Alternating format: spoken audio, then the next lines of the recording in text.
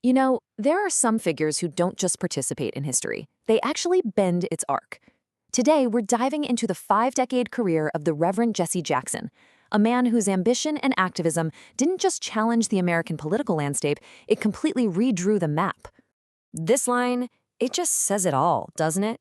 It perfectly captures Jesse Jackson's three core identities. This wasn't a guy who was content to stay in one lane. Nope. He took his fight for justice from the pulpit to the streets and then all the way to the national political stage itself. All right, so where does a story like this even start? Well, to really get the man, you have to understand the world that forged him, the segregated South. Imagine growing up in the Jim Crow South. For him, this wasn't some history lesson. It was his everyday reality. From a super young age, he saw systemic inequality firsthand, and that experience, it lit a fire in him, a flat-out refusal to accept the world as it was. So as a young man, he jumps right into the civil rights movement. He joins up with Dr. Martin Luther King Jr.'s Southern Christian Leadership Conference, the SCLC, and he quickly becomes a key player. He was right there on the front lines, organizing marches, and really crucially, spearheading economic campaigns. But this quick rise would put him right at a defining and absolutely tragic moment in American history.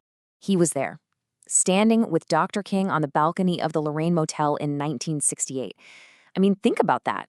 That one absolutely shattering moment didn't just change the course of the country, it thrust Jackson into this new, urgent leadership role in a movement that had just lost its most powerful voice.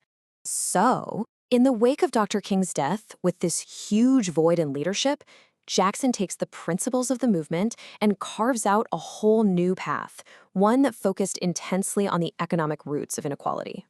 And this is where you really see his strategic mind at work, even early on. Before he was a national political figure, he was leading Operation Breadbasket. Now, this wasn't just about marching in the streets. This was about using the economic power of Black communities to demand real, tangible change, jobs, and investment. And the way it worked was just brilliant in its simplicity. It was a clear 3-step playbook. First, you target companies with unfair hiring practices. Second, you go in and negotiate directly with them. And if they said no, step 3, you organize massive community boycotts to hit them where it hurts, their bottom line. This was activism as economic warfare. He sees this is working, so he builds on it.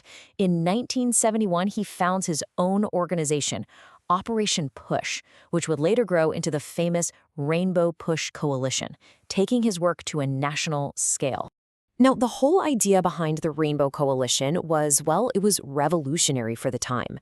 Jackson's vision was to unite not just African Americans, but all marginalized groups, different minorities, workers, struggling farmers, really anyone who felt left out of the American dream.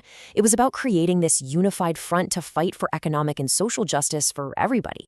Okay, so all of this work, building these coalitions, it was all laying the foundation for his most audacious move yet, taking that fight from the streets and the boardrooms straight to the ballot box.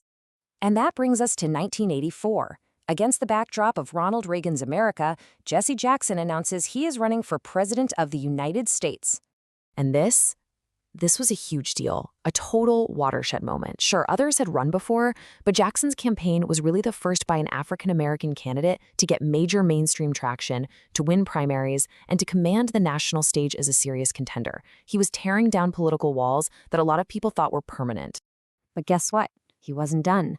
4 years later, he ran again. And this time, that coalition he'd been building, it was even bigger, even stronger. In his 1988 campaign, he doubled his vote count, winning millions of votes and carrying several states. Here's the key takeaway. Even though he didn't win the nomination, his campaigns were a massive success in so many other ways. They dramatically expanded political participation, registering millions of new voters and inspiring a whole new generation. So when you step back and look at the whole picture, what's his lasting legacy? Well, it's pretty clear. He fundamentally reshaped what anyone thought was possible in American politics. And his influence wasn't just here at home either. At the same time he's fighting for voting rights in the US, he's also acting as the sort of unofficial diplomat on the world stage, meeting with world leaders and even negotiating the release of American hostages from places like Syria and Cuba. Now, of course, when you have a public life that spans more than 5 decades, it's never going to be simple, right? Like any leader who really challenges the status quo, Jackson definitely faced his fair share of criticism and political opposition over the years. But when you look at the bottom line, his impact is just undeniable. He kicked the door open for future candidates like Barack Obama, proving that an African American could absolutely be a viable presidential contender. He showed that a movement born in protest could evolve and seek real power through the political system.